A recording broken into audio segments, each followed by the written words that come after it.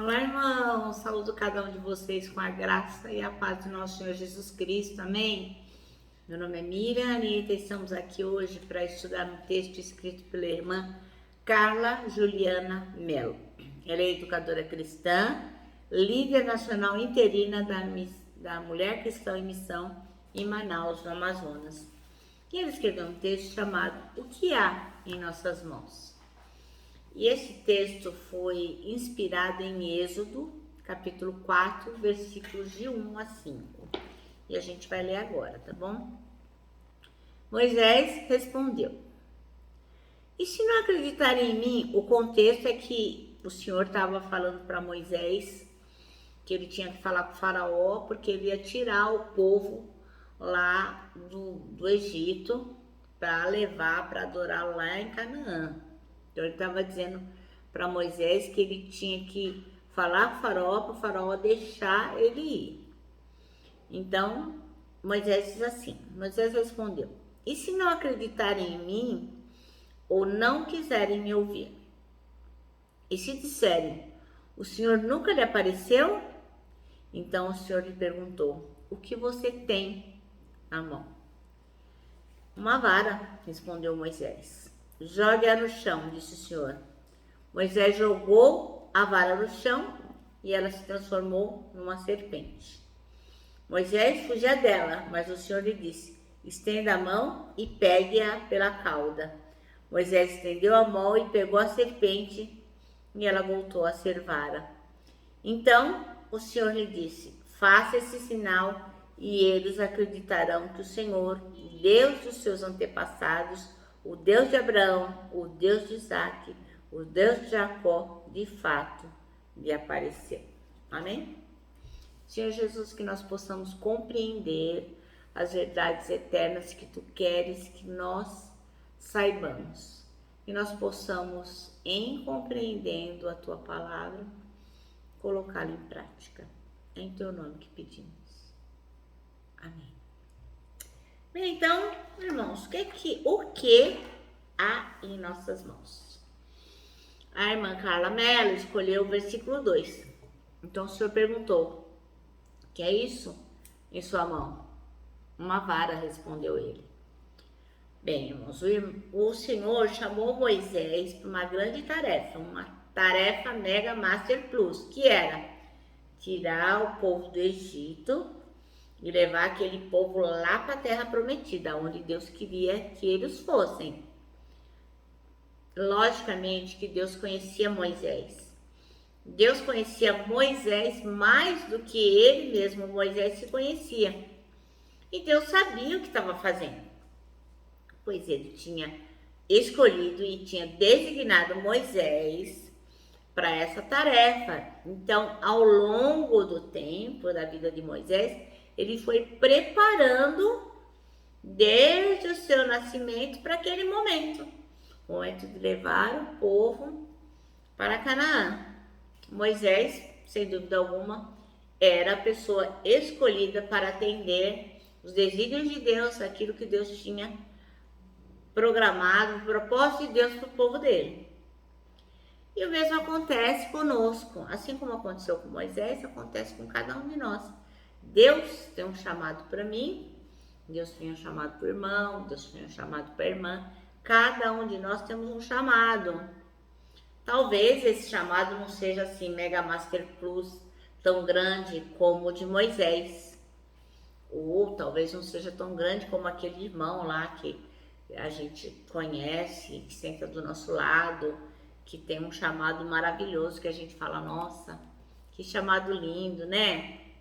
Mas isso não significa que o meu chamado, que o seu chamado seja menos importante que o do irmão que você admira, ou de Moisés, ou de qualquer um dos filhos de Deus.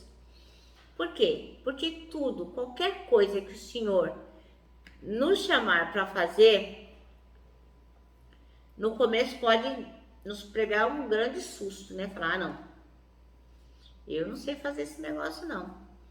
Eu acho que não vou dar conta, não. Eu não sou capaz de fazer. E olha só, a notícia boa é que, na verdade, nós somos mesmo incapazes. se nós fizermos com o quê? Com a nossa força. Não vamos dar conta mesmo. Então a gente tem que ter consciência, isso é importante para que a gente caminhe de que jeito? Colocando toda a nossa dependência, toda a nossa submissão aos pés do Senhor. Por quê? Porque tudo que a gente fizer é para a glória de Deus, não é para outra coisa qualquer, a não ser para glorificar a Deus. Tem gente que fala assim, não, mas eu não sou bom o suficiente, né? Eu conheço uma irmã que ela tem uma voz belíssima. E ela já foi convidada várias vezes para compor uma equipe de louvor da igreja onde eu frequento. E ela diz assim, não, eu tenho vergonha. Não, eu não vou. Então ela deixa de prestar um serviço ao Senhor porque ela tem vergonha, ela não consegue superar aquilo e acaba deixando de fazer uma tarefa que a gente entende que ela foi talhada para aquilo. Então ela não se dá oportunidade. Por quê? Porque ela acha que quem vai cantar, quem vai se apresentar é ela na força dela. Então o dia que ela se conscientizar que a força vem do Senhor, isso vai ser possível e vai ser maravilhoso. Então nós temos que nos conscientizar disso, que a nossa força vem do Senhor. A gente é capaz? Não, a gente não é capaz, mas o Senhor nos capacita. Por quê? Porque Ele quer que nós façamos as coisas para a glória dEle. Então é muito comum a gente pensar assim, por que Deus não chama outra pessoa? Eu não dou pro negócio não.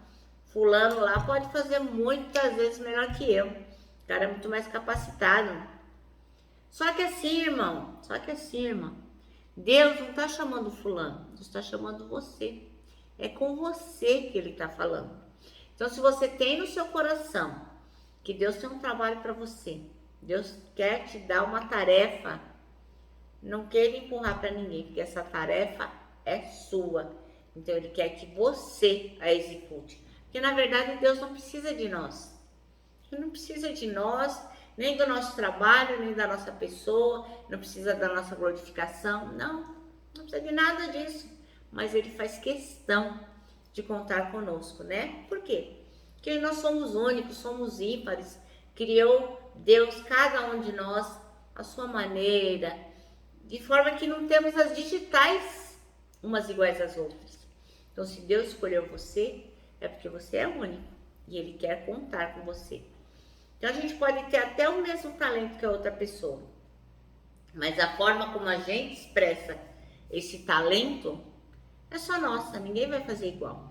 É que nem, assim, aquelas coisas assim, você me dá a receita, que nem eu falava para minha mãe, me ensina a fazer essa sopa, que a sopa da minha mãe era uma coisa assim maravilhosa. E ela ensinava, mas a minha sopa nunca ficou igual a sopa da minha mãe. Sopa de mãe é sopa de mãe. Por quê? Porque ela é única. Ela pode me dar todos os ingredientes, mas as mãos, quem as deu para minha mãe foi Deus. E era um ingrediente único, que só ela tinha.